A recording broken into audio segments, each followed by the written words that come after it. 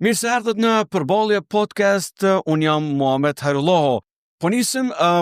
epizodat e reja në vitin 2026, po si duket me temat e asaj se çfarë e përmbyllim në vitin 2025. Çfarë pritet realisht të ndodhë në vitin 2026, pas një cikli të zgjedhjeve që kishim në vitin 2025, cilat janë tema dhe prioritetet që duhet të jenë edhe në Kosovë, por edhe në qeverinë e re që pritet ta kemi së shpejti. Çfarë po ndodh në politik, në ekonomi, në mjedis e ambient, por edhe në tema të përgjithshme të shoqërisë. Për të diskutuar për këto tema, unë kam zotrin Agron Demi, analist politikas, për të nisur këtë podcast në telegrafi.com në vitin 2026. Agron, mirë se erdhe. Mirë se gjeta, faleminderit që jeni sot me mua. Unë vjen shumë mirë që po nisim 2026 me ty për tema jashtëzakonisht të cilat i përmenda, e që sa po i përfundum 2025, pra 4 cikle të zgjedhjeve, 2 lokale, 2 nacionale. E mira është që ne kishim rezultatet së radhe në rekorde dorën zamër, sepse kritikuam shumë KQZ-n në të kaluarën, por kësaj radhe KQZ-ja dhe mekanizma tjere krytën punën në kohë reale. Tash jemi në atë fazën e përfundimit të rezultateve dhe finalizimit të rezultateve dhe shkuarës drejt asaj që është certifikimi dhe kuvendja qeveria pasaj. Qysh e ke po situatën në përgjithësi? Po mendoj nuk është më diçka e re edhe me konstatu që ja kemi marrë dorën zgjedhjeve, ndoshta kena zgjedhjet më të mira në Evropën juglindore sa i përket procesit, organizimit, pranimit rezultateve, mbarvajtjes tyre edhe publikimit rekord të rezultateve. Po shpresoj që kësaj here nuk ka me qenë se kështu e kem pas edhe me në shkurt fillim vitit të kaluar kur është majt zgjedhjet e rregullta parlamentare. Po pastaj këto blokadat politike kanë bërë që me shku një vit i humbur kot. Kështu që tash po mendoj për disa zgjedhje rend, ndoshta prej 2011 se tutje. Nuk ka më vjedhje industriale të votave, ashtu siç e pat deklaruar edhe ish ambasadori amerikan. Po tash është ndorën e partive politike që me usill njëjtë si kur votuesit edhe si KQZ që përmendet që ka qenë një organizim kogja i mirë edhe publikimi e rezultateve në kohën rekord. Atëherë po nisim me këto të rezultateve. Tash kemi pothuajse rezultatet në proces përfundimtar dhe siç duket ajo që pritet të ndodh së shpejti është pas certifikimit qeveria kurti 3 me numrat ekzistues. Pra unë nuk mund ta di se çfarë do të ndodh, po në bazë të numrave ekzistues, kurti lëvizjeve të vendosje do ta formoj qeverinë me partnerët që i ka brenda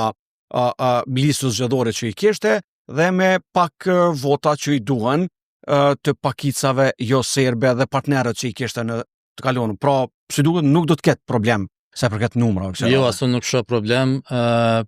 Tash mbetet me u pa nëse vetëvendosja prap ka me vendos në pozitë jo të lakmueshme partitë politike duke i kthyr të njëjtë njerëz me i nominu qoftë për kryetar të kovendit, qoftë për poste tjera, ata që nuk e patin pranuar për shembull Albulina Haxhiun për 50 seanca. Unë mendoj që prap ka me shku me të njëjtin emër, po tash i ka numrat. I ka shumë ma lehtë ndoshta se sa do të jetë Albulina Haxhiun. Besoj që po për shkak se nuk është përfshijas në atë kabinetin qeveritar i cili dështoi atëherë kur është propozuar para kuvendit. Unë mendoj që do të jetë i njëjti për shkak se vetëvendosjes nuk i vyn koalicion, nuk i vyn as një ministri me allon partive tjera, po tash është edhe më lehtë për shembull tek partitë bosnjake duket që nuk do të jetë partia e cila nuk ka qenë pjesë e marrëveshjes për krijimin e qeverisë mas zgjedhjeve parlamentare të shkurtit. Kështu që është një parti tjetër e cila duket që vetëm se ka marrë një post të ministrit në atë kabinetin i cili nuk është aprovuar. Në anën tjetër prap duket që lista serbe nuk i ka marrë maksimumin e votave, kështu që ja lën mundësinë vetëvendosjes që me marrë edhe një antar të komunitetit pakicë si pjesë e qeverisë edhe një vot ekstra, kështu që me partitë minoritare edhe me numrat që i ka fitu vetëvendosja, më shpresoj që mas certifikimit të rezultateve qeveria dhe kuvendi duhet me u konstitu në fat rekord, ndoshta jo më larg se në shkurt, për shkak se nëse kalohet për te shkurtit, pastaj nuk munden me u vazhdu linjat buxhetore dhe mundet me pas blokadë politike. Fakti që nuk po bëjmë intervistë klasike, po bashkëbisedim podcast, pra nëse mund më kthy pak të numrat që i përmendëm më të drejtë, në bazë të shifrave të deri sot me Agron, Lëvizja Vendosë dhe partnerit kanë 56 deputet, pa 2 votat që mund të ndodhen Adem Hoxhën dhe Duda Balen nëse është në kuvendin e Kosovës, i bie që 9 vota janë gjithashtu të pakicave tjera jo serbe, pra sepse lista serbe do t'i ketë 9, ndërkohë që aty është edhe Nenad Drashish, pra i bjen 56 plus 9, le të themi për afërsisht është aty digon 64, 65. Me të drejtë përmendet që sa i përket numrave për të formuar qeverinë edhe për të zgjedhur kryetar në kuvendin nuk duket se do të ketë problem. Ajo çfarë mbetet sfidë për 2026 janë disa tema të cilat na kanë bllokuar që janë 1 vjet edhe jemi sjell për tyne gjatë kësaj periudhe.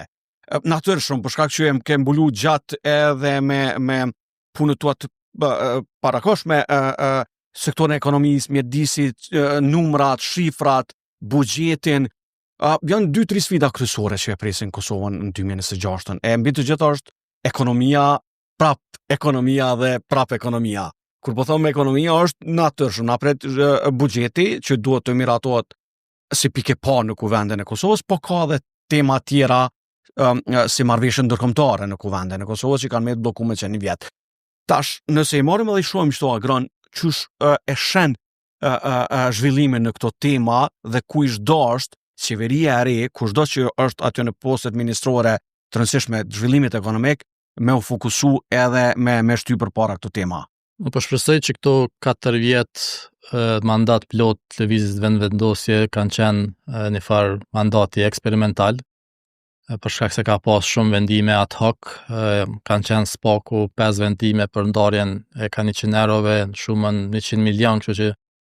rreth gjys miliardi euro janë nda parat të taksapaguesve sa herë që qeveria ka pas nevojë ose me ble publikun atë votat ose me i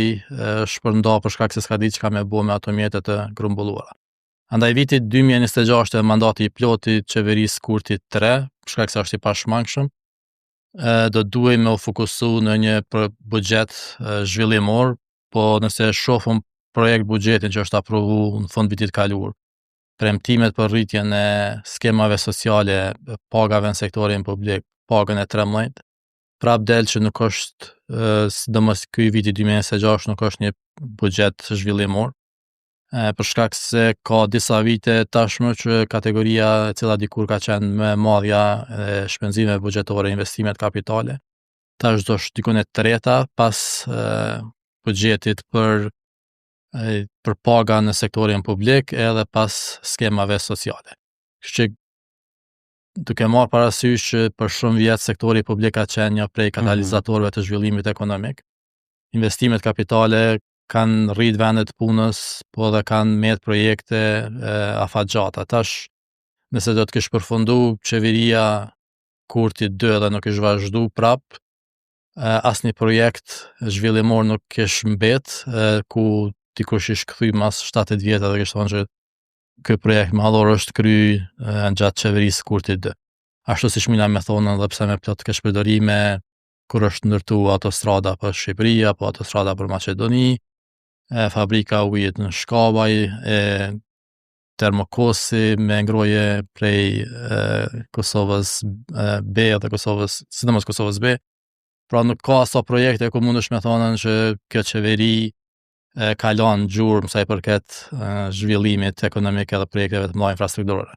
Andaj ato që e përmendet ti që po është urgjente aprovimi i buxhetit me qëllim që me vazhdu pagesat në sektorin publik,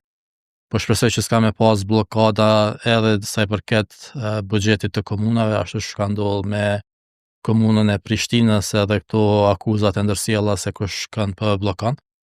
Po nuk është vetëm te fusha ekonomisë, nuk është vetëm buxheti, kanë metën që përmend edhe shumë marrëveshje ndërkombëtare. Marrësishmja është ajo e planit të rritjes që në 882 milion cilat janë blloku dhe Kosova është një ndër vendet e vetme mas Bosnjës që nuk kam rri me i marr asnjë milion të garantuara prej Bashkimit Evropian me qëllim për me zbatu agjendën e gjelbërt fillimisht, po pastaj edhe projekte tjera. Këto 882 milion është vështirë edhe më u kthy krejta për shkak se vetë kryeministri Kurti me një intervistë ka deklaruar që 10% atyre fondeve vetëm se janë humb, edhe çka ndodh është që ato 10% shpërndahen pastaj te vende tjera të rajonit. Nuk di nëse munden në janar nëse aprovohet buxheti me u mrri që ato fonde me u kthy. Nuk është vetëm kjo, por mendoj këto skema sociale dhe këto dhënjet e parave cash sa herë që nuk dihet çka me bëu me ato mjete ose sa herë ka nevojë për me ndiku në rezultatin zgjedhor, kanë bërë që të rritet goxha shumë edhe deficiti tregtar, një politikë që vetëvendosja ka kritikuar me vitet tona tek qeveritë e kaluara se si nuk po mbështetet prodhimi vendor, po mvaremi shumë në importet e jashtme. Këtu ka luajtur rol edhe inflacioni, por qeveria e Kosovës nuk mundet me përdor inflacionin si me 2T, kur thotë që ka rritje të GDP-s ose rritje të qarkullimit paras, nuk e përmend fare inflacionin, kur i thuhet që rrit deficiti tregtar, thotë është për shkak të inflacionit. Janë problemet më dha ekonomike, unë po friksohem që po mendoj unë nuk po du me gjyku zgjedhjen e votuesve, ata kanë pa diçka mirë që kanë votu më shumë se sa në vitin 2021 dhe pas 4 viteve këtë qeverisje për mendimin tim. Mirë po, mundet me arme në rezultat ku përsëritet qeveria Thaçi 1 dhe 2, ku atëherë nëse ju kujtohet qeveria Thaçi 1 sidomos përveç buxhetit, pat hyj borxh, plus pat marrën edhe rezervën buxhetore në BÇK dhe është dok që në fillim po investon goxha shumë, pastaj u kon rendi autostradave, tani rendi universiteteve publike në secilin qytet, po dikur njerëz të ngopen edhe nëse nuk ka ekonomia me prodhu më shumë, prap ka me mbet shteti i Kosovës pa mundësim ku me marrë ato fonde, pastaj me i ndaka 100 euro tek qytetarët e varfër. E fundit, edhe pse nuk ka një matje të varfërisë që nga viti 2017, edhe pe viti 2017 kanë kalu goxha shumë procese ekonomike, sociale, të përfshi pandemin, pastaj rritjen e çmimeve. Edhe besohet që në krejt botën është rrit varfëria, nëse shikohet edhe këto objektivat e zhvillimit të mijëvjeçarit, e zhvillimit të qëndrueshëm, tregojnë që krejt bota është kthy mbrapa për shkak të pandemisë dhe inflacionit. E ne nuk kemi matje të saktë të varfërisë, po ne postimi i ministrit financave se janë 90.000 familje të cenueshme, që cenueshme i bjen që janë të varfëra dhe nuk kanë mundësi mi pagu as faturat e energjisë. Tregon që varfëria vetëm se është të rritë dhe kam rritë ndoshta dikon 25%. Edhe këto shkarje të herpashershme të zyrtarëve të qeverisë tregojnë që nuk është ajo që po proklamohet goxha shumë nëpër media edhe në postime publike se ekonomia e Kosovës është më e mira në dekadën e fundit ose edhe më shumë. Para se më kthyt me vazhdu të ekonomia edhe me pyet pak ku ti mendon që duhet të fokusohet te 2-3 shtylla në ekonomi që i shpjegove, edhe një pyetje çështje te aspekti politik, te sfidat që e presim, pra përveç e tham, miratimi i buxhetit që është pika e parë më e rëndësishme në krejt këtë situatë, për shkak që bllokohemi financiarisht, pika e dytë ose testi real i kësaj qeverisë Kurti 3 që pritet të finalizohet është pastaj zgjedhja e presidentit apo presidentit të ri. Çka kemi pa është që zonja Vjosa Osmani, presidentja ekzistuese aktuale në Kosovë, ka shprehur një dëshirë për të qenë edhe një mandat në krye të këtij institucioni. Dhe kemi pa zotin Kurti që thotë në aspektin teorik mund na çojnë kjo situatë në zgjedhje të reja. Që është e vërtet, nëse s'ka marrëveshje politike me subjektet politike në kuvendin e Kosovës. E ka Kosova luksin me shku edhe një zgjedhje nëse s'ka marrëveshje politike për të zgjidhur një president apo presidente në këtë situatë të gjitha temat që i përmendëm. Jo, nuk e kem pas luksin as në zgjedhjet e dhjetorit me shku në zgjedhje, po ndodhi, po aq më pak në prill ose në maj të vitit tarshëm kur ose këtij viti, se edhe që kena hyrë vitin 2026, kur pritet me u zgjedh edhe posti i presidentes ose presidentit. Unë nuk shoh mundësi për blokadë, për shkak se nëse bazohemi në vendimin e gjykatës kushtetuese në rastin e Pacollit, deputet janë të obliguar bazë kushtetutës me marr pjesë në votim. Edhe nëse nuk zgjedhet në 2 rundet e parë, do duhej me u zgjedh me 61 vota në rondën e tretë. Pra që i bjen me qenë të pranishëm. Me qenë pranishëm, unë nuk kanë luksin partitë politike me lujtë edhe në herë edhe me dalë ose me bloku, për shkak se po duket që kjo blokada 10 mujore, edhe pse mendimin tim ka qenë kryk fjesa më e madhe e fajit e vetëvendosjes, prapi ka shku për shtati vetëvendosjes për shkak se ka për shtat ose ka paketuar ti publiku që është dorën zamër. Në fakt është zotësia e partisë në pushtet që kam rrimë i bind qytetarë se blokada nuk është faji i saj, po është i partive opozitare. Andaj nëse shkohet prapë në zgjedhje, prapë mendoj që në këtë konstelacion politik, partive politike opozitare nuk i konvenon edhe një raund i zgjedhje, për shkak se LDK vetëm pritet me hi në procesin e brendshëm zgjedhor, edhe një lider i ri i partisë nuk mundet me rreziku brenda 2-3 muajve që e merr partia prapë me hy në garë zgjedhore. Njësoj edhe për Partinë Demokratike të Kosovës, AK vetëm po duket që dy parë zgjedhje më nxit po e kalon pragun, edhe nuk është prit ndoshta që kalon pragu pa nismë kësaj radhe. Po diçka që mundet me ndryshu është vendimi në Hagë, edhe nëse është vendim lirues për lider i shkrerët të OÇK-s edhe i shkrerët e Partisë Demokratike të Kosovës, e cilët munden me u kthy dhe me marrë pjesë procesin zgjedhor, kjo pastaj mundet me i përzi. Tash nëse partitë opozitare, sidomos PDK shpreson këtë dhe mundet edhe me lujt me këtë kartë. Mirë po rezultati sidomos i viteve të kaluar ka treguar që vetëvendosja sidomos Albin Kurti është shumë hapa para sa i përket mendimit të opsioneve, edhe krejt ajo zvarritja dhe krejt ato i ka pru që në fund në zgjedhjet e 28 dhjetorit me qitë para aktit krym, ku ky 50% është edhe rezultati ardhjes së mërgatës në Kosovë, për shkak se nëse i shikon numrat të daljes në zgjedhje në shkurt vitit 2025, në dhjetorit 2025, spako rezultate preliminare kanë treguar që ka pas dalje më të vogël. Që thot tregon që njerëz që kanë jetu këtu, ndoshta janë lodh prej zgjedhjeve, nuk kanë dalë, po ata janë zaventu prej diasporës që kanë ardhur dhe kanë votu këtu, edhe nëse merret ai rezultati me post edhe në ambasadat, që deri në 80% për që kanë votu për vetëvendosjen, kjo ka bërë që vetëvendosja me pas rezultat shumë më të mirë se sa në vitin 2021. I përmendet disa tema që kanë të bëjnë se dashta qëllimshëm më kthy edhe në këtë bashkëbisedim, më shumë më fokusu të temat ekonomike dhe që na presin të investimet e huaja që i përmendëm, pasi që ka ndodhur gjatë viteve të fundit, dorën zamër, është rritja çmimeve të shumta, sidomos të konsumit ditor, të cilin njerëzit e kanë problemin kryesor, nëse vlera e euros edhe e paras në përgjithësi ka ro, pra nëse ke shku me 100 euro në shitore, po e kthej kështu që më na kuptu njerëz, ke don me një 5 kese, sot del me 2 qese për shkak të vlerës dhe ngritjes së çmimeve. Pastaj çmimi i energjisë elektrike, që është kthy në barr të financave mujore të familjeve. Edhe që ka të bëjë që kjo mund të vazhdoj. Pra janë rrit çmimet, janë shtu kërkesa në anën tjetër, pagat kanë met të njëjta pak a shumë me jo shumë lëvizje, dhe kjo sot kur bisedon me njerëz me të bizneseve të ndryshme, flasin për kriza në korporata, në biznese, mungon paraja, qarkullimi paras, overdrafti, nuk ka pas punë, pra nuk ka pas zhvillim qarkullim paras, dhe këto e thonë shumica e bizneseve në Kosovë. Pastaj ka pas bankat fillun i komin fillun mos me dhon kredi për shkak të situatave dhe politike që ndodhen. Dhe kjo e ka ngulfat pasaj ekonomin dhe zhvillimin e dorën zemër, pasaj shtetet rajonit lëvizën, ka shumë investime në vendet të ndryshme. Nëse ngon qeverin e deri tash me thot që jemi shumë mirë, shifrat që i përmendet te, por realiteti është ajo që njerëzit e thonë. Tash, te investimet e huja, te këto çmimet të cilat nuk mujmë na mi kontrollu naftës e ku ta diun e të energjisë, a ka diçka specifikisht që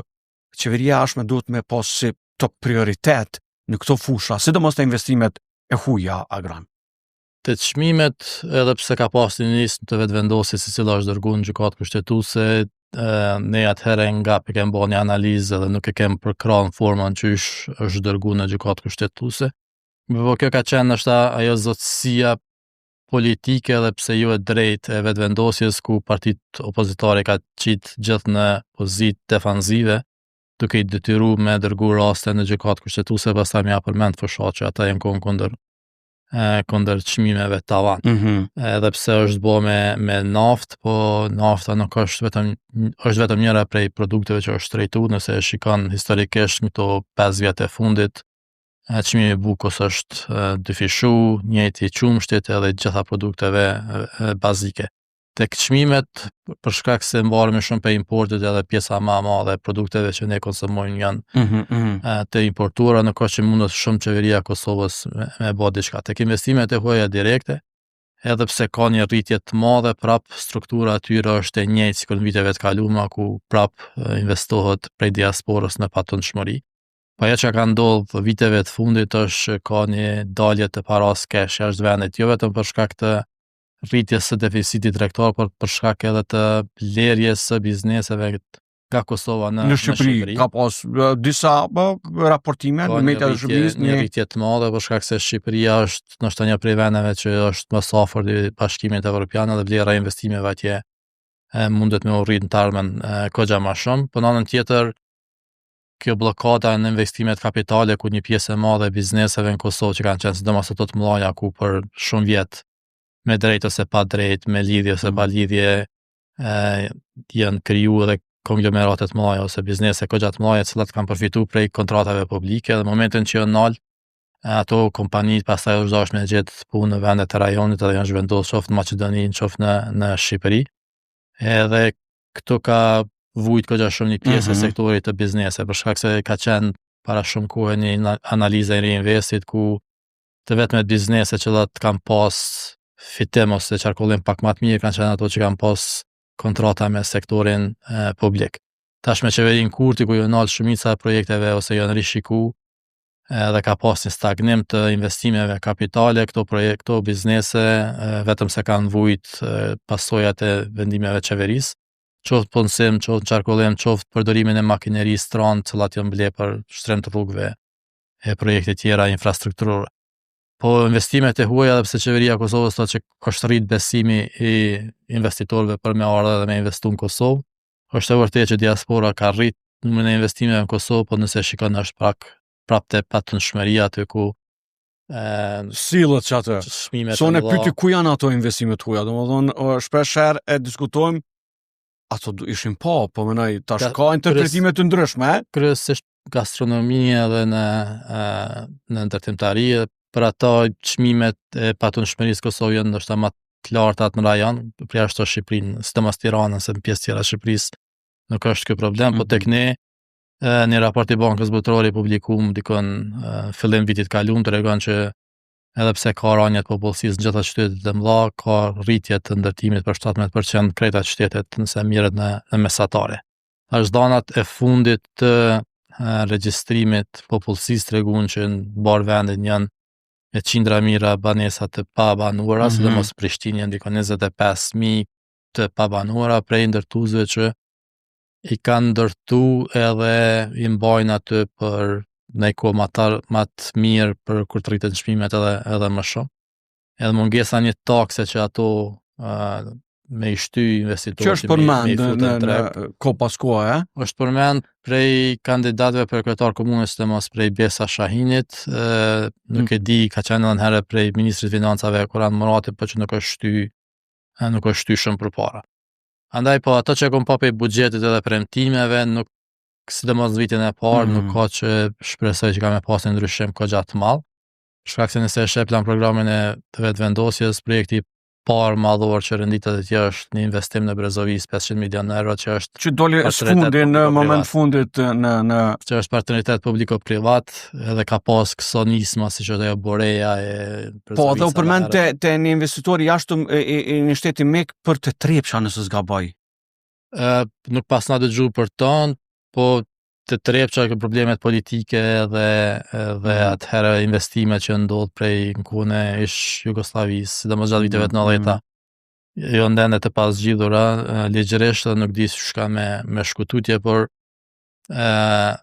nuk kom pa projekte madhore në programin e vetëvendosjes. Ajo që ka me ndodhur ndoshta në 2 vitet e ardhshme është disa fonde kanë me u liru, sidomos sa i përket autostradave, autostrada Gjilanit. Po, se këtu thash, domethënë do të ketë më këtu do ashtu më dal te pjesa e fundit, do të ketë më justifikime, pra, sepse ne e thamë, përmendet te pjesa e parë, ishte një qeveri eksperimentale në kuptimin që tash numrat janë i ke marrë, edhe një herë njerëzit kanë votu, por a do të ketë justifikime më, kur dihet fakti që 4 vjet nuk përfundoi rruga për Gjilan, ku shpesh e përdor edhe te atë rrugë. Rruga për Mitrovic nuk u finalizu, përkundër faktit që është kry sot, nëse shkon me vetur Prishtinë-Mitrovic, nuk u kry krejt. Për Podujevë gjithashtu nuk ka përfundu e tëra, për nuk ka përfundu. A do të ketë justifikime të këto projektet e mëdha? Kosova në 2030 pritet të organizojë lojërat mesdhetare. Ka shumë punë që duhet të kryen dhe punë na presim, pra veç duhet veprim. E Gjilanit, po mendoj ka 2 vjet e gjysmë që kryeministri ka thonë që po bëhet. Dikon fund 2023, se s'ka bëj, tash dole që në fund vitit të ardhshëm, për shkak se janë ndrru kontraktorët. Pejes, edhe pse ka qenë investimi i BRD-s, prapë është rishiku edhe është vënu pa drejtësisht, po mendoj për shkak të disa konflikteve pronësore ose pagesave për ish oponent politik, e kjo ka qenë është një prej shtysave kryesore pse qeveria Kurti ka penalizu disa biznese cilat i ka po të lidhura me partit opozitare, me përdora gjuhën e Trumpit me drain the swamp ose me i lon pa fonde. Me lon pa fonde dhe partit opozitare që javi kera mushi mja u lodh meshojt. Nuk e di sa ka funksionu kjo, mirë po lirohet autostrada Gjilanit në vitin e ardhshëm, ajo e Pejes, edhe pse me vonesa prapë është duke u punu shpejt. Po këto kanë qenë arsyetime që janë lënë keq, janë kontraktu keq për qeverive të kalume, po 4 vjet mas 5 vjet tash çka është përgjigjja, domethënë ne shku 4 vjet tu anku, çka tutje. Podujeva ku ish dash me u kry shumë më shpejt për shkak se është ideu është nis prej qeverisë Kurti 2. Në anën tjetër, kjo qeveri në fillim mandatit e ka aprovu strategjinë kombëtare për zhvillim, e cila është deri në vitin 2030 dhe tash e ka mundësinë që si qeveri e vetme për herë të parë me zbatu komplet që strategji kombëtare për zhvillim, për shkak se i ka edhe 4 vjet tjera në vitin 2030. Mirë pa ajo që është bo këto 4 vjet pe kur është në fuqi strategjia kombëtare për zhvillim nuk është mjaftueshëm edhe nuk besoj se kanë me umrri ato targete cilat i ka vendosur kjo qeveri për deri vitin 2030. A pret kabinet qeveritar me shpitom reformues se si janë ana këto me përcaktu a kanë qenë këta, po a pret ndryshim në kabinet qeveritar?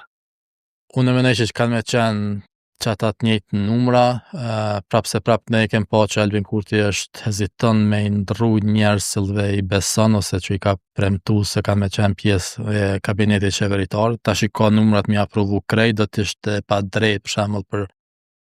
dikon që s'ka qenë as fare parti politike, cilat janë futur aty emnat edhe kanë pranuar me u djeg tash me i largu kur i ka numrat. Janë disa emra që ne shpresoj, sidomos Zonja Gjiu, e cila parashihet me udhëhesh një ministri të inovacionit, e cili ka bënë një punë kaq të mirë spa shkoj me